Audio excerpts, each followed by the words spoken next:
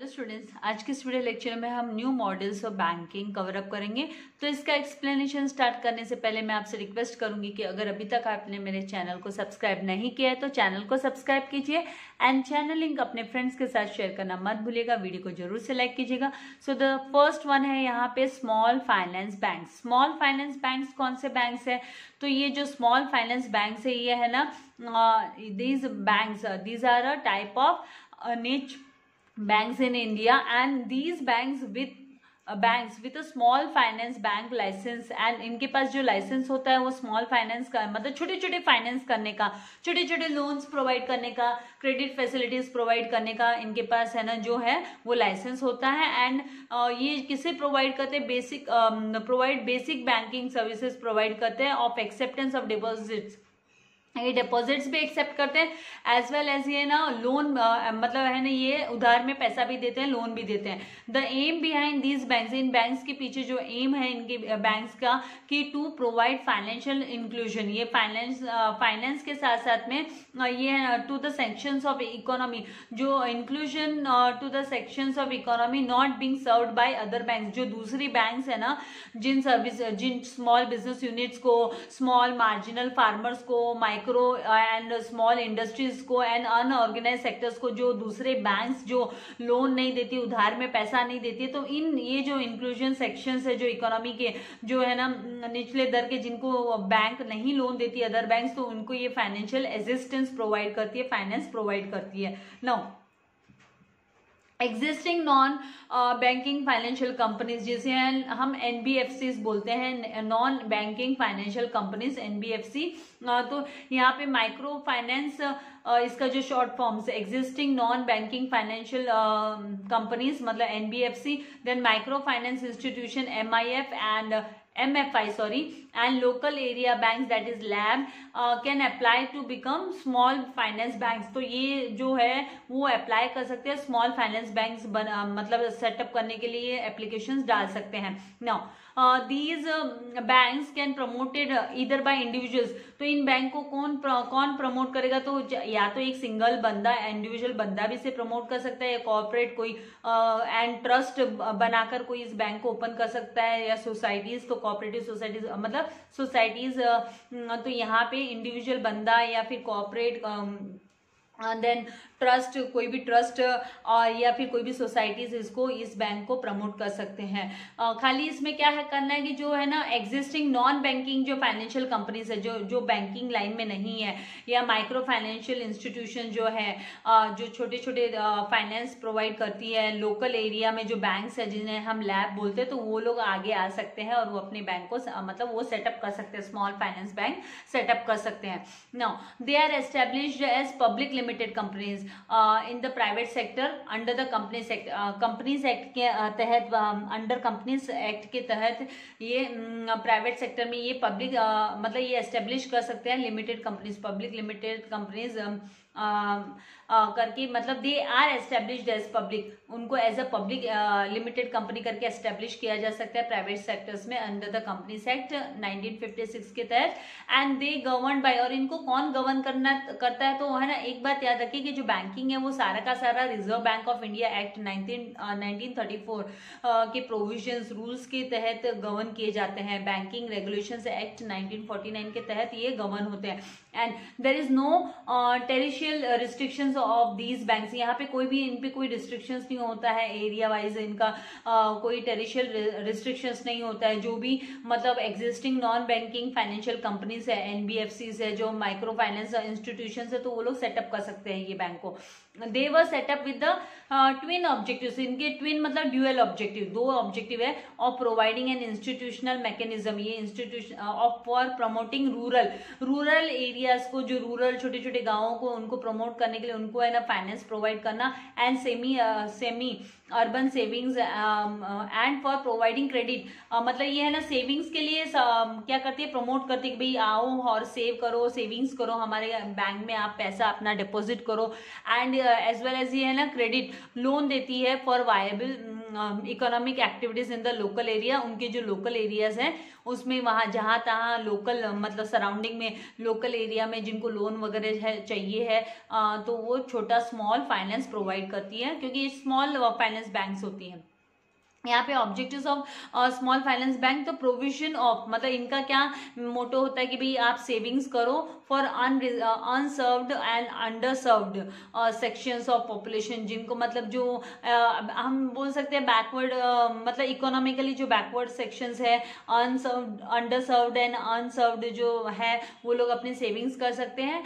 And second supply of credit, ये छोटा मोटा लोन देती है टू स्मॉल बिजनेस यूनिट्स को, छोटे बिजनेस यूनिट्स को, स्मॉल एंड मार्जिनल फार्मर्स को and micro and small industries को एंड अदर अनऑर्गेनाइज सेक्टर है तो उनको लोन प्रोवाइड करती है। नाउ यहाँ पे एग्जाम्पल के तौर पे कुछ बैंक्स के नाम भी दिए हैं कि examples are Jana small finance bank, then AU small finance bank, then Equitas small finance bank. तो इक्वेटा स्मॉल फाइनेंस बैंक ये कुछ बैंक्स के नाम है जो स्मॉल फाइनेंस बैंक्स के अंडर में कैटेगरी में आते हैं।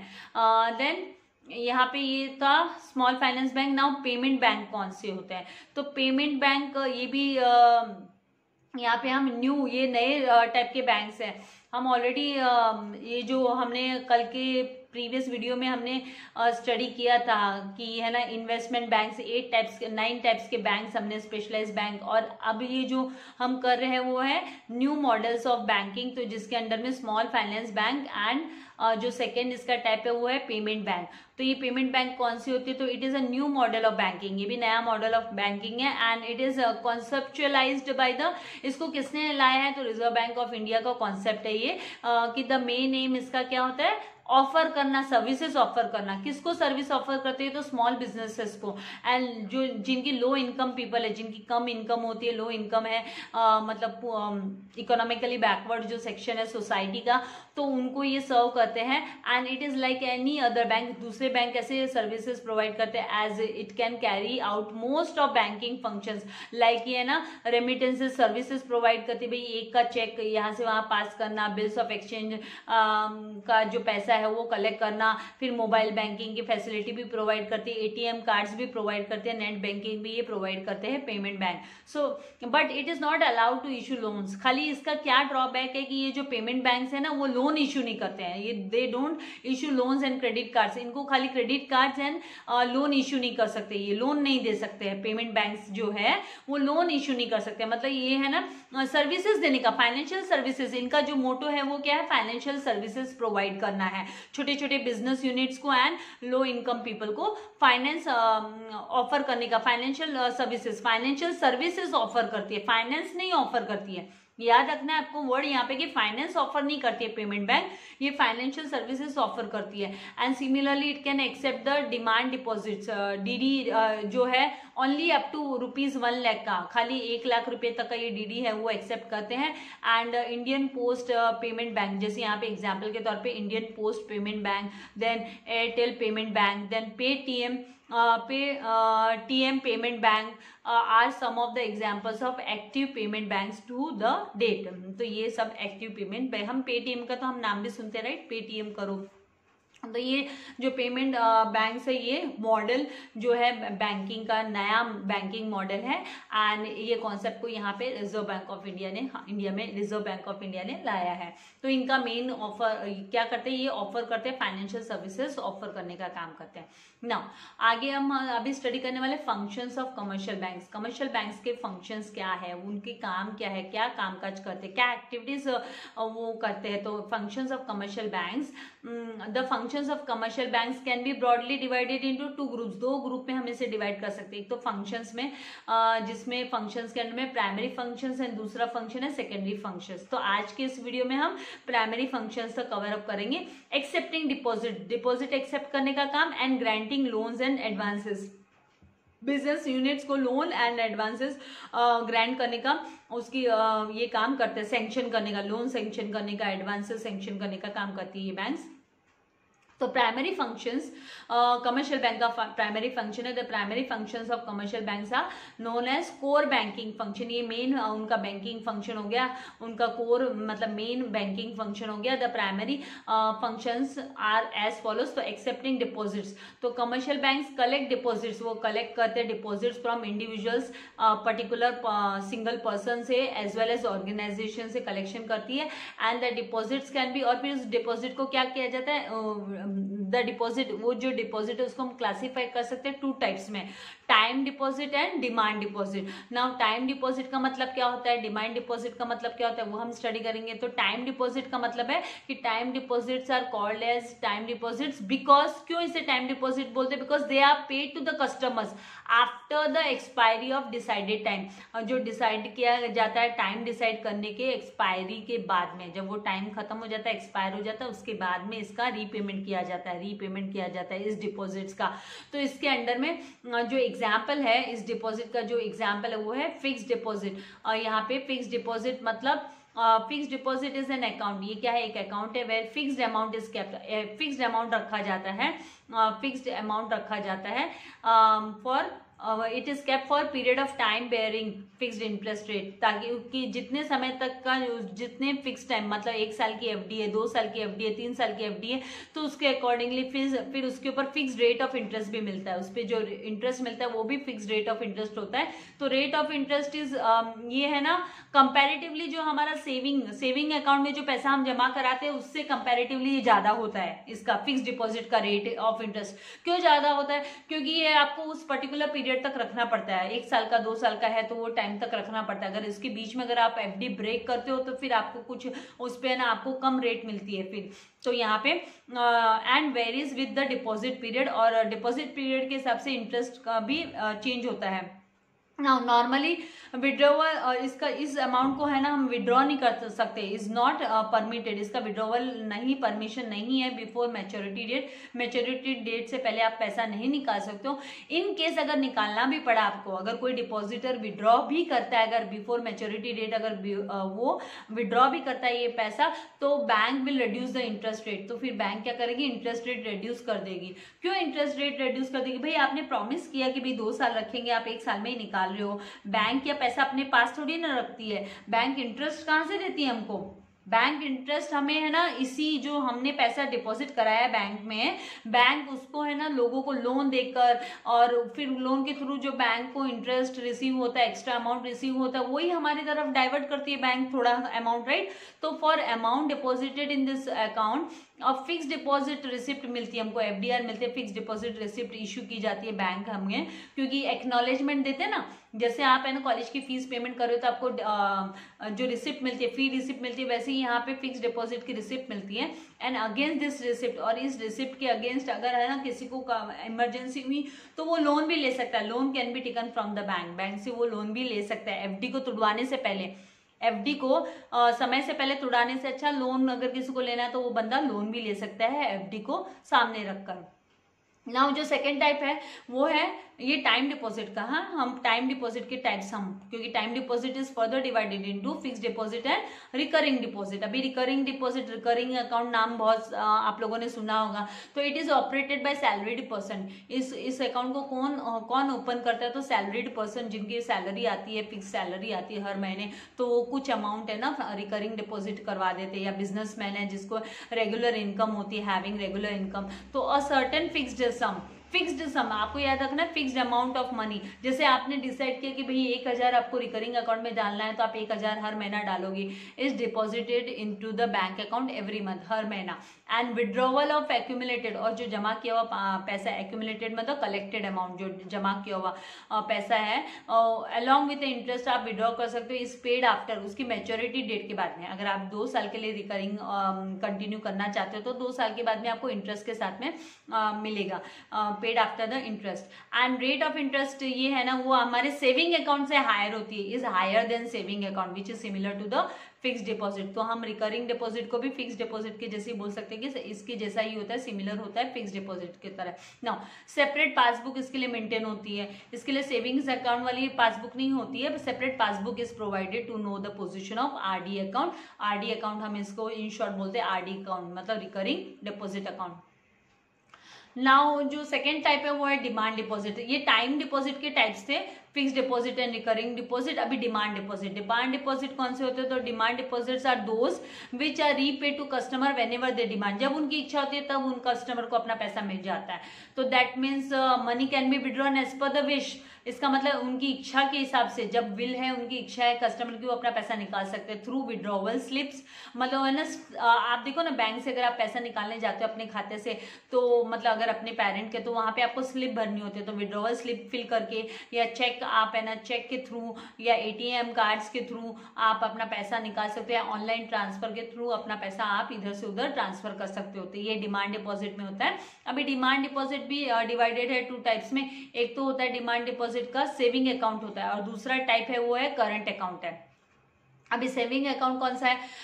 तो सेविंग अकाउंट में it is generally operated by, ये जो है ना, जनरली इसको कौन ऑपरेट करता है, कौन इसको रन करता है सेविंग अकाउंट को, कौन चलाता है? तो can those who can regular और फिक्स्ड इनकम, जिसकी रेगुलर इनकम होती है, फिक्स्ड इनकम होती है, सच ए सैलरी या वेजेस होते हैं।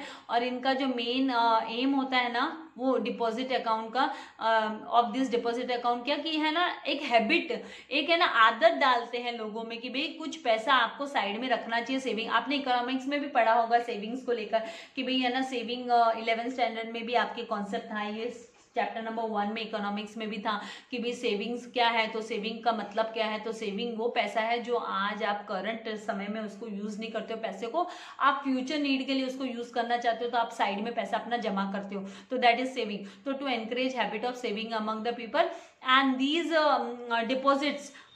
deposit accounts are meant for the purpose of maximum saving, कि आप ज्यादा से ज्यादा सेविंग कर सको, उसके लिए ये अकाउंट ओपन किया जा सकता है। And these are there are restrictions on withdrawal limits, यहाँ पे भी restrictions होते हैं withdrawal limits पे from these accounts।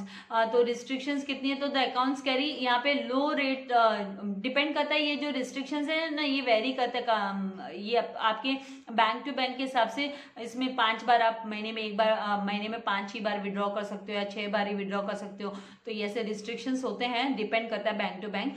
These accounts are carry low rate of interest, इस पे जो इंटरेस्ट रेट होती है वो कम होती है कंपेरेटिव टू फिक्स डिपॉजिट के एंड रिकरिंग डिपॉजिट के।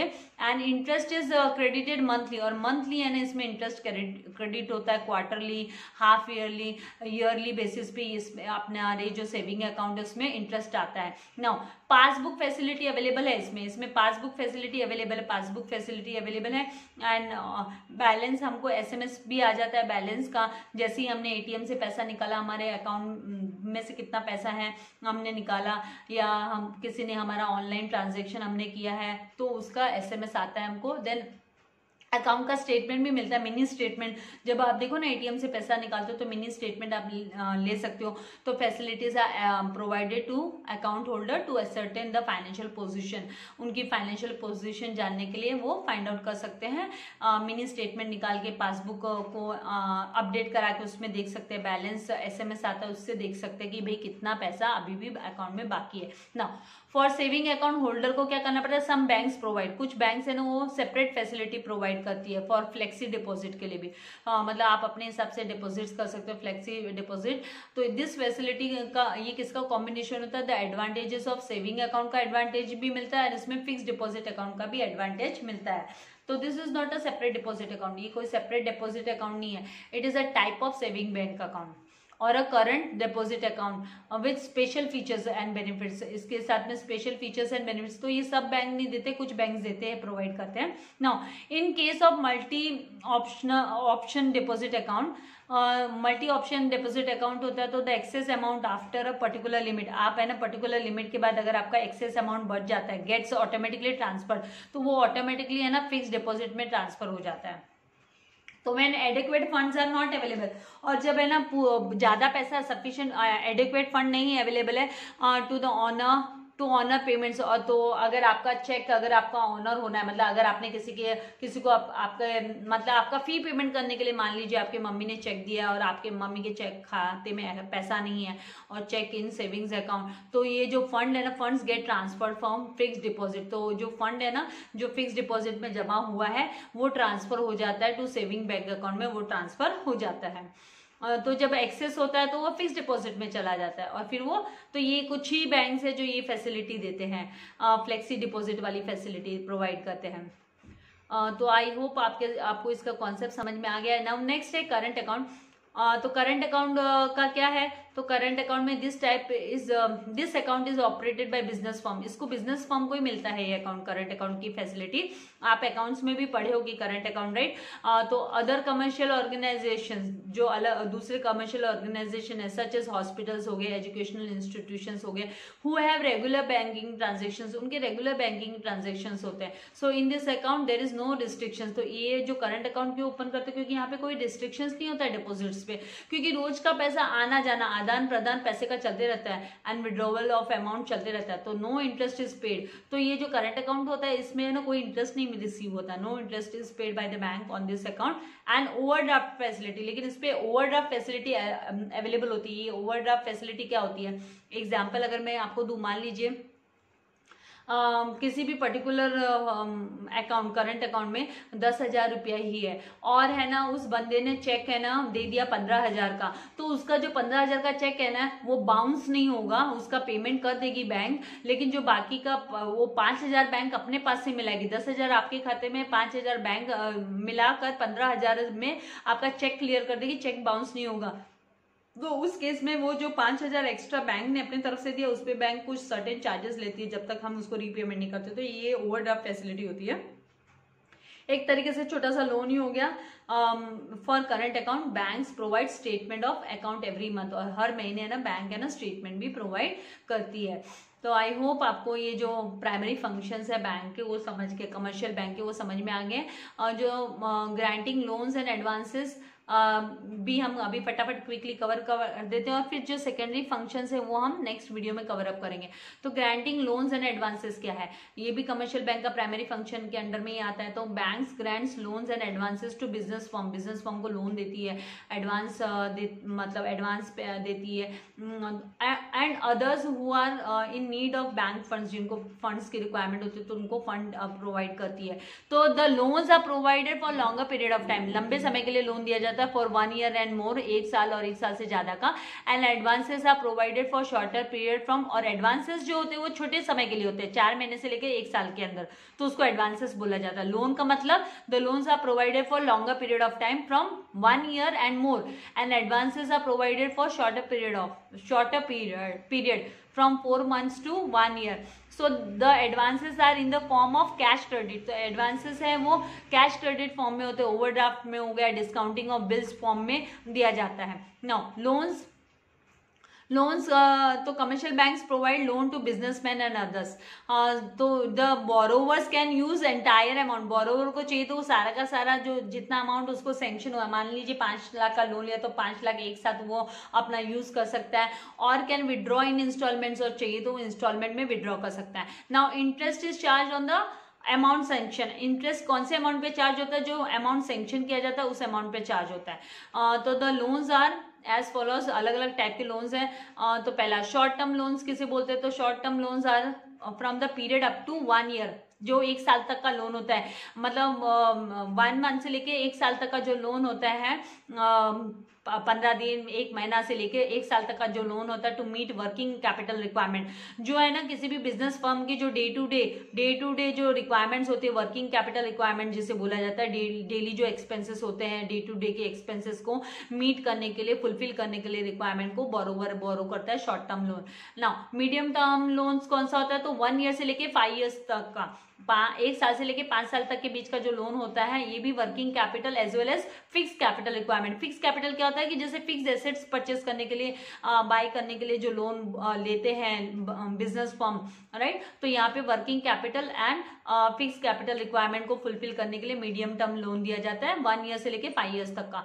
देन लॉन्ग टर्म लोन्स कौन सा होता है, तो लॉन्ग टर्म लोन्स होता है वो 5 साल से लेकर उससे ज्यादा का, period of 5 years or more to meet long term capital requirements, लंबे समय की कैपिटल रिक्वायरमेंट्स को फुलफिल करने के लिए, लॉन्ग टर्म कैपिटल रिक्वायरमेंट्स को फुलफिल करने के लिए बोरो किया जाता है, उधार दिया जाता है, पैसा बोरोवर को दिया जाता है। नाउ एडवांसेस कौन कौन से होते हैं, तो एडवांसेस आर स्मॉल टर्म, ये स्मॉल टर्म फंड है, ये छोटे औहदे के छोटे फंड है, प्रोवाइडेड टू बिजनेसमैन, बिजनेसमैन को प्रोवाइड किए जाते हैं to satisfy different financial requirements, उनके जो डिफरेंट उनके फाइनेंशियल नीड्स है, जो पैसे की जरूरत है उसको पूरा करने के लिए। So advances are as follows.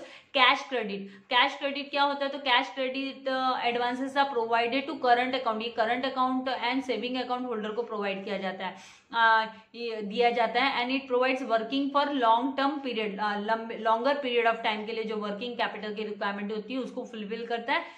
And इस पे जो इंटरेस्ट होता है, interest rate is higher on CC, इस पे जो इंटरेस्ट होता है वो ज्यादा होता है, सीसी मतलब कैश क्रेडिट पे जो इंटरेस्ट होता है वो ज्यादा होता है। And separate CC account has to be maintain by the borrower, और बोरोवर है ना अलग से सेपरेटली है ना ये अकाउंट मेंटेन करता है, बोरोवर अकाउंट है ना अलग से इसका अकाउंट खोलना पड़ता है जिसमें ये पैसा रखता है अपना आपका। तो ये current account and saving account holder दोनों को ही मिलता है चाहिए तो। ओवरड्राफ्ट फैसिलिटी किसको मिलती है, तो ओवरड्राफ्ट है तो this facility is offer to current account holder, ये खाली करंट अकाउंट होल्डर को, जो बिजनेसमैन होते हैं करंट अकाउंट होल्डर्स होते हैं उनको ही मिलती है to meet their working capital requirements.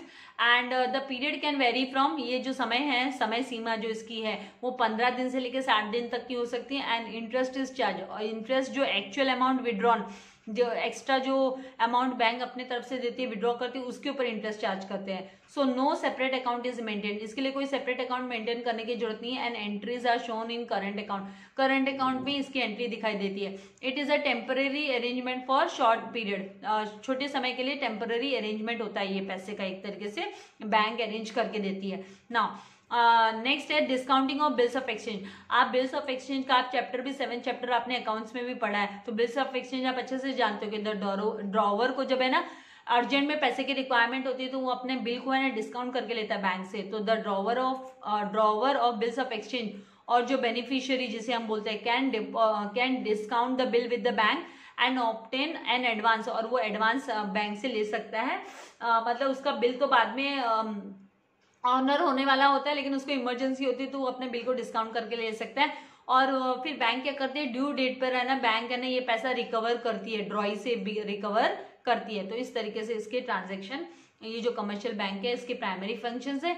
इसके जो सेकेंडरी फंक्शन है वो हमें ना नेक्स्ट वीडियो में मैं आप लोगों के लिए अपलोड करूंगी। तो आज के लिए इतना ही काफी है। वीडियो को लाइक करना, शेयर करना एंड चैनल को सब्सक्राइब करना मत भूलिएगा। Thank you very much. God bless you all dear students.